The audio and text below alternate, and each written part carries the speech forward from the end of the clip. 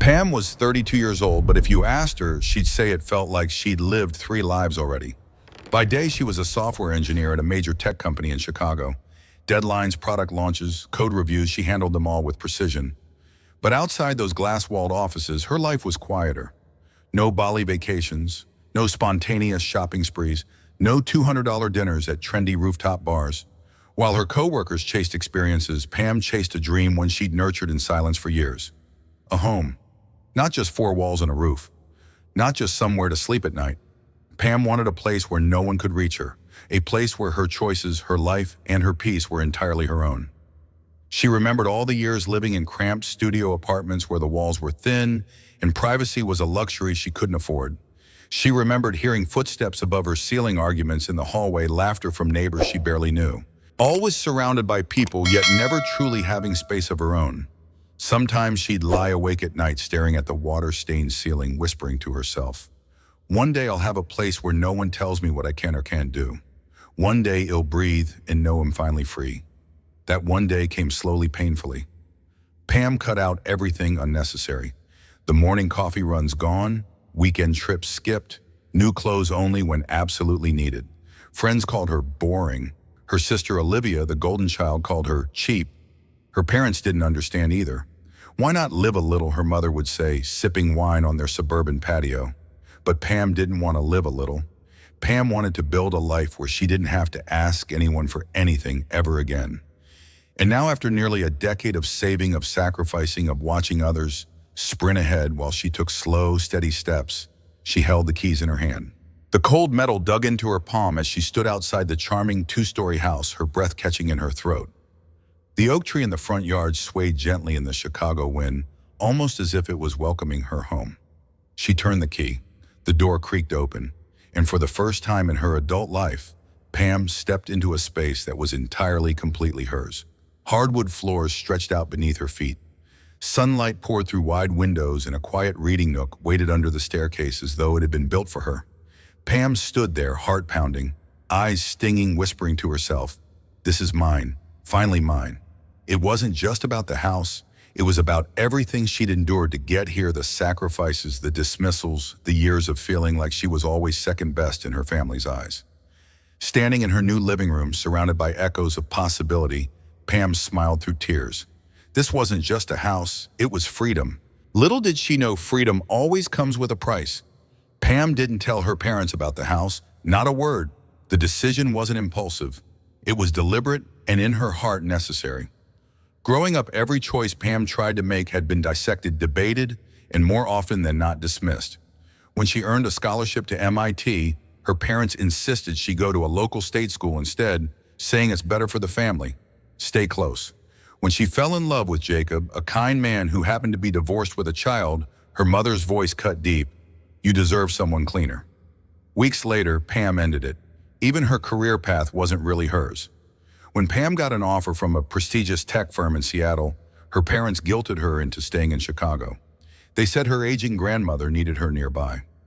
Pam had always been the second daughter, the afterthought, the odd one out. Olivia, her older sister, was the golden child. The one who could do no wrong. The one whose life choices were celebrated while Pam's were questioned, criticized, or quietly dismissed. Olivia married young. Frank, her husband, was charming but reckless. Together they had 3 kids, a picture-perfect suburban life that her parents adored. When they bought a house too big for their budget, Mom and Dad bailed them out. When Frank's business failed, they loaned them money they never expected back. Vacations, renovations, debts, Pam watched it all. She wasn't bitter, at least not at first. But over time, the imbalance sank in like cold water. Olivia got rescued. Pam got lectures.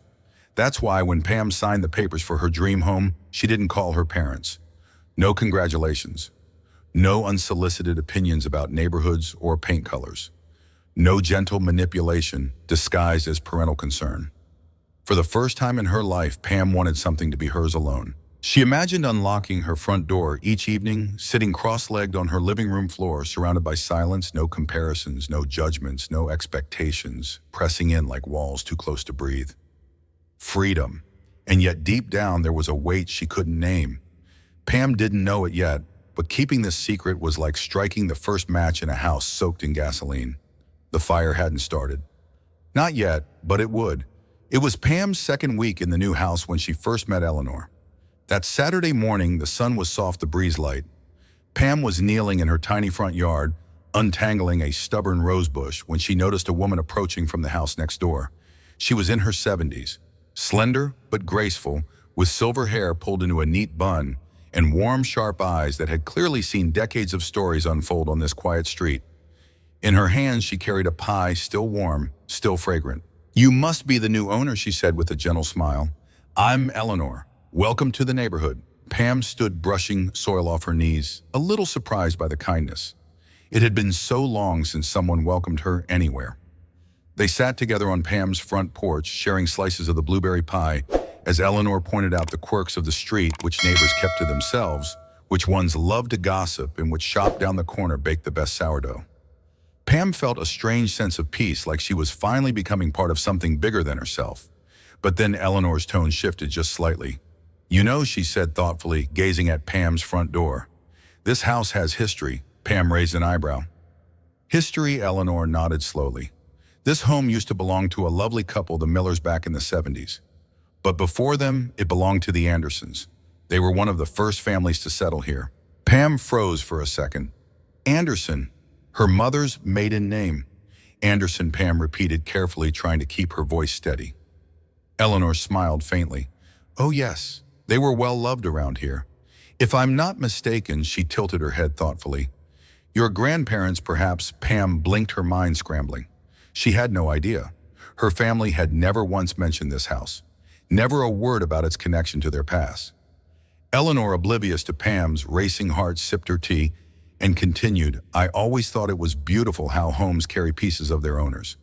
This one, it's full of old memories. Some stay in the walls, you know, like echoes." Pam forced a small smile, but inside her chest tightened. She didn't know why, but she had the distinct feeling this was only the beginning. And she was right. That night, Pam couldn't sleep. Eleanor's words kept replaying in her head. This house, it used to belong to the Andersons. Anderson, her mother's maiden name. Pam sat at the kitchen counter, the glow of her phone lighting up her pale face as she scrolled through contacts she hadn't touched in years. Her thumb hovered over one name, Aunt Jane. Jane was her mother's older sister, the quiet one, the family historian. If anyone knew the truth, it would be her. Pam hesitated for a long moment before finally pressing call. The phone rang twice. Then a soft, warm voice answered. "Pamela." "Oh, sweetheart, what a surprise." Pam swallowed hard. "Hi, Aunt Jane. I wanted to ask you something. It's about our family history." A pause. "Go on, dear. Did Grandma and Grandpa ever own a house on Sycamore Street in Westridge Gardens?" There was silence on the line, long enough for Pam to pull the phone away and check if the call had dropped. But then Aunt Jane spoke, her voice lower, careful. "Pam, how did you find out about that house?" Pam's heart skipped. "So it's true," she whispered. "Yes," Aunt Jane said softly. "It was their first home after they married in 1948. They loved that place. They kept it for decades, even after they moved to the suburbs for better schools when your mom was 10. They wanted it to stay in the family." Pam frowned. "But it's not in the family. Someone else owned it before me." "What happened?" Another pause. This one heavier. "When your grandfather died," Jane said carefully, "he left the house to your mother and Uncle David. But he also left them his wish to keep the house for future generations. It was supposed to be yours. Olivia's. Everyone's." Pam clutched the edge of the counter, her breath uneven. "So why isn't it?" Aunt Jane sighed, the kind of sigh that carries years of buried tension. 15 years ago, when the housing market was booming, your mother and David sold it.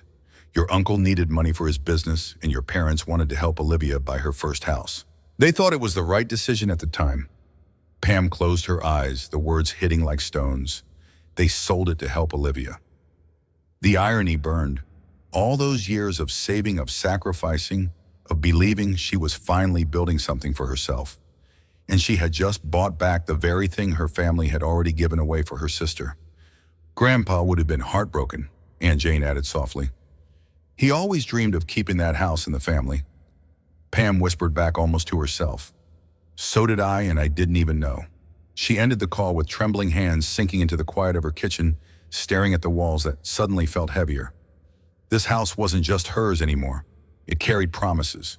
and broken promises have consequences. Pam came home late that evening, exhausted after a long day at work. The Chicago wind whipped against her cheeks as she climbed the short steps leading to her front porch. But the moment she reached for the doorknob, her chest tightened. The key didn't fit. She frowned, tried again slower this time, but the lock refused to turn. A strange metallic smell lingered on the handle, and that's when her stomach dropped. Someone had changed the lock. Heart pounding, Pam rushed to check the small security camera shed installed above the door, a decision she'd made on a whim during her first week in the house. Her fingers trembled as she opened the app. The footage loaded grainy, but clear enough to send a chill down her spine. There on her own front porch stood her parents. Beside them, Olivia, her older sister, arms crossed, face cold as ice. And behind them, a locksmith kneeling by her door tools scattered on the ground. Pam froze. Her father barked something inaudible, gesturing wildly at the lock.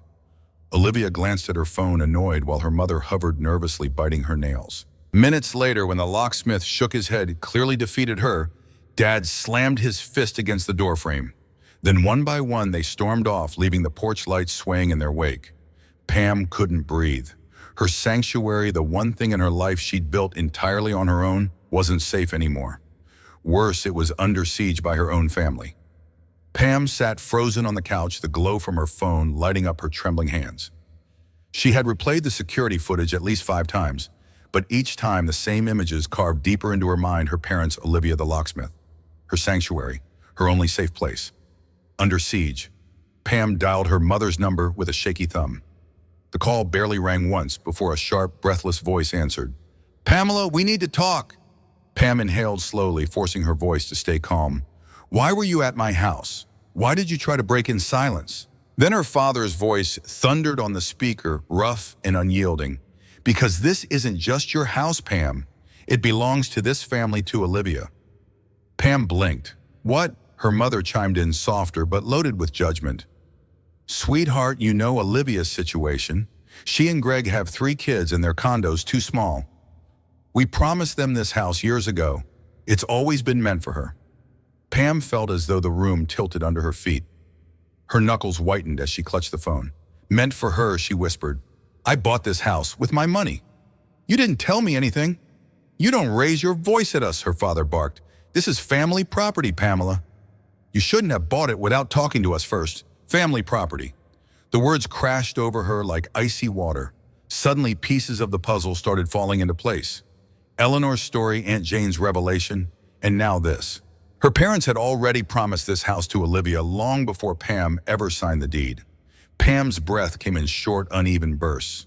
She didn't fully understand yet, but she could feel it. A storm was coming. And it wasn't just about the house. It was about decades of favoritism, unspoken betrayals, and wounds that never healed. Pam had barely finished her morning coffee when the thunderous knock rattled the front door. She opened it cautiously, and there they were. Her parents, Olivia, Frank, 3 kids clinging to Olivia's legs. They weren't here to talk, they were here to take. Pam's mother didn't bother with pleasantries. She barged past her, motioning everyone inside. Within seconds, her living room, her quiet, carefully built sanctuary, became a battlefield. Olivia stood in the middle of the room, her face blotchy from tears, eyes red but blazing. "Pam," she choked out, "I cannot believe how selfish you're being. How can you watch your niece and nephews crammed into one bedroom while you live here alone?" Pam's jaw tightened. "This is my house, Olivia. I worked for it. I bought it." "You," Frank cut her off, his voice sharp as broken glass. "You don't need a house this big. We have 3 kids. You have no one. How can you even justify keeping this to yourself?" Pam's hands clenched into fists at her sides. "Frank, my life, my home is not up for debate. And if you think guilt-tripping me will work, it won't." Her father finally spoke up, his tone cold and commanding. "Pamela, this is absurd. Olivia's family needs space. You can always buy another place. It's time you do the right thing." Pam turned slowly, meeting each of their eyes in turn, her parents, her sister Frank, even the children who stared at her as though she was the villain. Her voice was low, steady, but each word carried the weight of a storm. "I'm not moving out of my own home. And if anyone tries to force me, I'll see you in court." The room fell silent. Olivia let out a ragged sob, clutching her youngest closer. Her mother gasped softly as if Pam had just blasphemed against the family. Pam stood her ground. For the first time in years, she refused to bend. The tension in the living room had reached its breaking point. Olivia's tears, Frank's raised voice, their parents' silent disapproval. It all pressed down on Pam like a suffocating weight. But then something snapped inside her. She straightened her back, her voice steady, cold and sharp as a blade. Enough. You want to talk about being selfish? Fine, let's talk. Olivia's sobs quieted. Frank's smirk faltered. Her parents shifted uncomfortably, but Pam didn't give them a chance to speak. Who paid off Olivia's $48,000 credit card debt when she went bankrupt? Pam's gaze cut straight through her sister. Who helped you buy your second house after you lost the first one? Olivia opened her mouth, but Pam raised her hand. And who covered your bills when Frank was out of work 3 times because he couldn't hold a job for more than 6 months? The room went silent. Pam's voice trembled now, but not from fear, from years of buried resentment clawing its way out. And what about me? While you were drowning in debt and drama, I was working 2 jobs, saving every dollar, fighting through nights when I didn't know if I could even pay rent. I built this life alone. Olivia's face crumpled, tears streaming again, but this time it wasn't just anger. It was guilt. Frank shifted uncomfortably, muttering under his breath, "That's ancient history, Pam. Why dig it up now?" Pam's laugh was bitter hollow. "Because you made it history. You've all conveniently forgotten every sacrifice I made for this family. And now you stand here demanding my home like I owe you more." Her father stepped forward, his voice stern. "Pamela, don't talk to your sister that way." Pam turned her gaze on him, and for the first time there was no fear, no dad. "You don't get to silence me this time. You weren't there when I cried myself to sleep. You weren't there when I skipped meals so Olivia's kids could eat. And you sure as hell weren't there when I was working 80-hour weeks just to stay afloat." Her words hung in the air, heavy and unrelenting. Every old wound they had tried to bury for years had now been ripped open. Pam stood, frozen, her breath shallow, as Olivia's words pierced the air. "I've already told the kids," Olivia said, her voice trembling with an odd mix of defiance and guilt. "I told them this house would be theirs one day." For a moment, Pam couldn't breathe. Her hands clenched into fists at her sides, nails digging into her palms. It wasn't just about the house anymore. It was about years, decades of being invisible, overlooked and treated as second best. Pam's voice cracked when she finally spoke, but it carried the weight of years of swallowed pain. "Do you even realize what you've done, Olivia?" she whispered, her voice trembling. "You let those kids believe they were entitled to something I bled for. You've taught them my work, my sacrifices mean nothing." The room went silent. Even the children stopped fidgeting, sensing the tension in the air. Frank, standing behind Olivia with his arms crossed, stepped forward and tried to defend her. "They're just kids, Pam. Don't make this bigger than it is." Pam turned sharply, her eyes blazing. "Bigger than it is," she shot back. "You've all spent my entire life treating me like I don't matter. And now you're teaching the next generation the same thing. You're raising them to believe they're entitled to my hard work, to the life I built, while I was never entitled to anything." Her voice cracked under the weight of her own words. For years, Pam had kept the peace swallowed. Her pain played the role of the quiet daughter. But something inside her had shifted. This wasn't just about a house anymore. This was about reclaiming her worth. Olivia tried to speak, her lips trembling, but Pam raised her hand sharply, cutting her off. "No, not this time. I won't stay silent anymore." Pam's chest heaved as tears welled in her eyes, but her voice grew steadier. "You all crossed a line when you involved those kids. This isn't just unfair, it's cruel. And I'm done being the quiet one." Pam sat in the quiet corner of a sleek law office, her hands wrapped around a cup of untouched coffee. The tension in her shoulders hadn't left since Olivia's last confrontation. Her heart pounded with a mix of anger and exhaustion, but this time she wasn't here to cry or plead. She was here to take control. Across from her sat Rachel Green, a sharp-eyed real estate attorney with a calm authority that filled the room.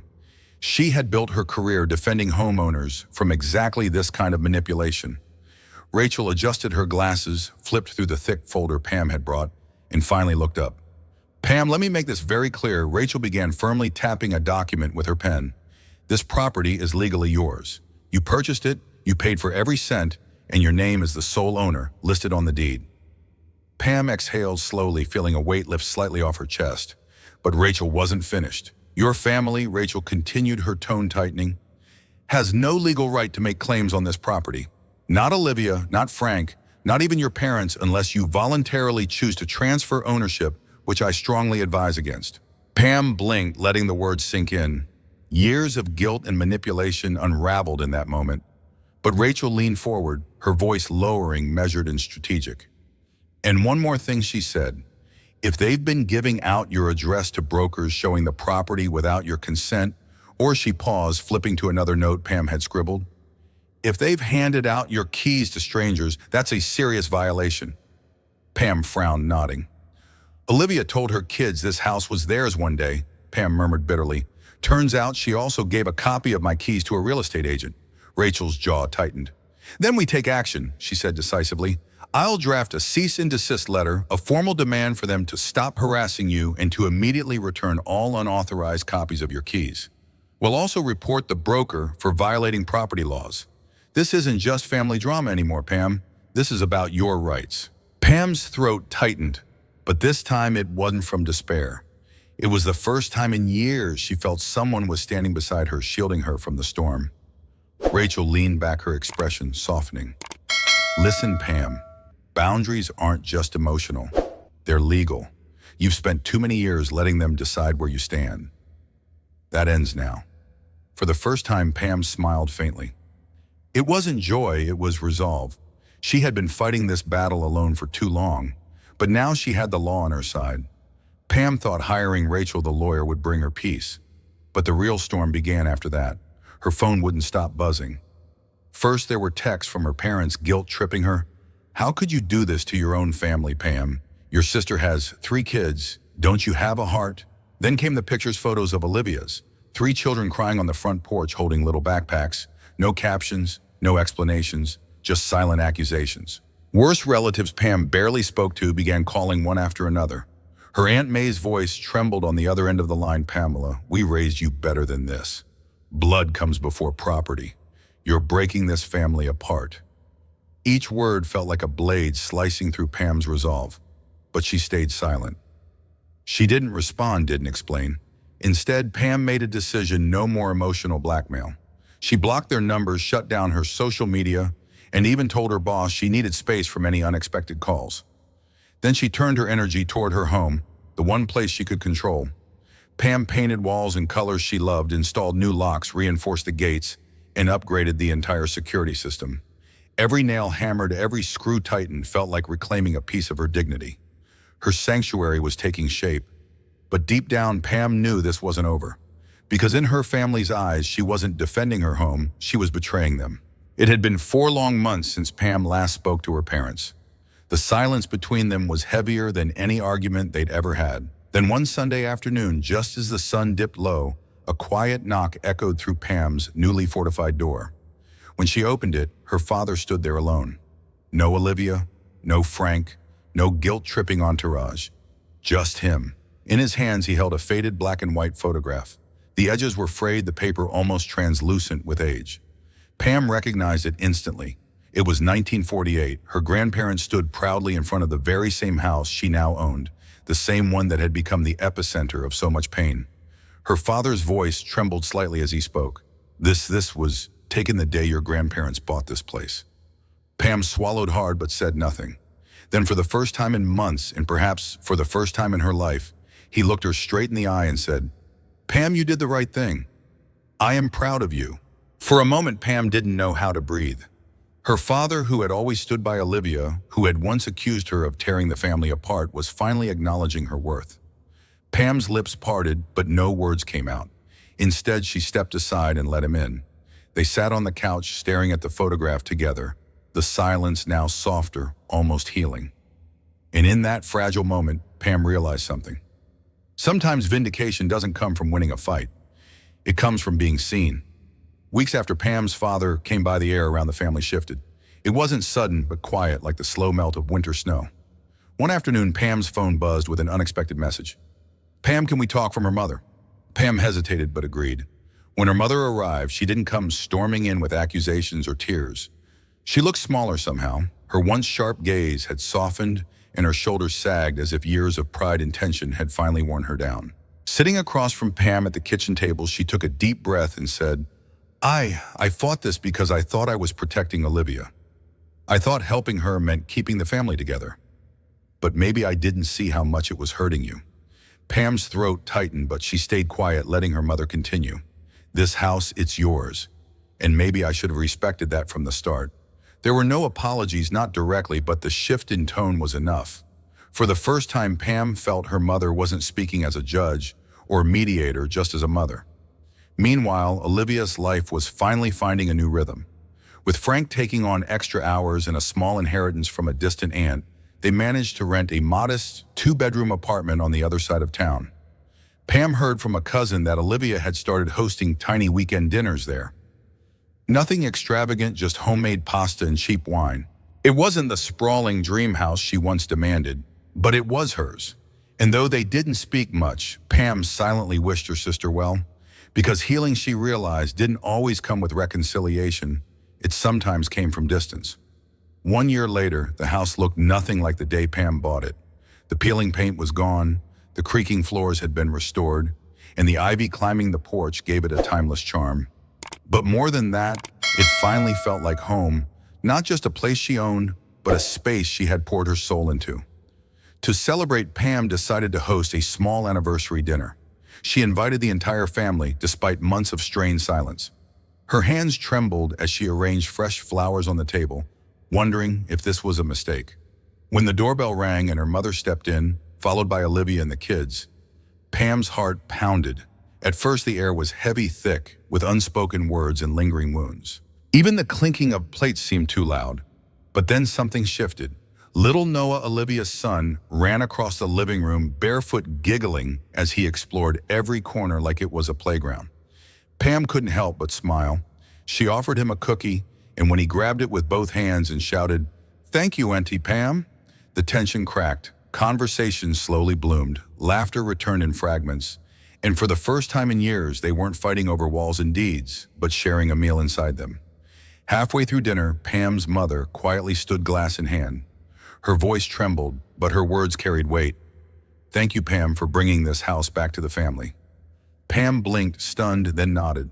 Because deep down, she knew the truth. The house wasn't just brick and wood. It was a second chance. As the evening faded and the last guest trickled out, Pam stood on the porch, letting the cool night air wash over her. The sound of distant laughter from Olivia's kids still lingered in the house like echoes of what once was and what might be again. Olivia lingered by the door, hands clasped nervously. Her voice was soft, almost hesitant. "Pam, would it be okay if the kids came over sometimes? Just to, play in the garden?" Pam paused, her gaze drifting toward the old oak tree in the backyard, the one where she and Olivia used to climb as children. Memories stirred, but so did old wounds. Finally, she turned back to her sister, her tone gentle yet steady. "They can come. But Olivia, this is my home now. There are boundaries, and I need you to respect them." Olivia nodded quickly, her shoulders relaxing, as though a silent weight had lifted. Pam watched as her sister walked down the path, the kids' laughter carrying into the night. She exhaled slowly, leaning against the doorframe, feeling both exhausted and free. The house was quiet again, but not lonely. Because now Pam understood something profound. Forgiveness didn't mean surrendering control, it meant reclaiming peace. And as the porch light hummed softly in the darkness, the future remained unwritten. As Pam closed the door behind her, the quiet of the house felt different this time, softer, warmer, almost alive. She finally understood something she had spent years struggling with. Setting boundaries didn't mean abandoning family. Being independent didn't mean being alone. And sometimes the best way to protect love was to protect yourself first. Pam ran her hand along the cool wooden frame of the doorway, the very threshold she had fought so hard to claim. A small smile touched her lips. This house wasn't just bricks and walls anymore. It was a promise to honor her past, protect her present, and choose peace for her future. Because family isn't about sharing a roof. It's about respecting each other's space, dreams, and heart. And with that, Pam walked deeper into her home and into a life truly her own. Pam's journey teaches us one powerful truth. Setting boundaries isn't selfish, it's an act of self-love. Being independent doesn't mean being alone, it's about building your own value and voice. Family bonds only stay strong when there's mutual respect and understanding. Sometimes the hardest battles we fight are with the people closest to us. Pam had to stand her ground, defend what she earned, and protect her peace, even when her own family didn't understand. And that's the lesson here. You don't have to choose between your family and yourself. Sometimes the only way to protect your relationships is by protecting yourself first. If this story touched your heart, if you've ever faced family conflicts, emotional pressure, or moments where you had to stand on your own, hit subscribe to the Through Her Eyes channel today and join us on a journey filled with powerful emotional stories that speak to the soul, real-life lessons that inspire growth and strength, moments that remind you you're not alone. Don't forget to like, share the story, and leave a comment with your thoughts below. Every story has the power to change a life, maybe even yours.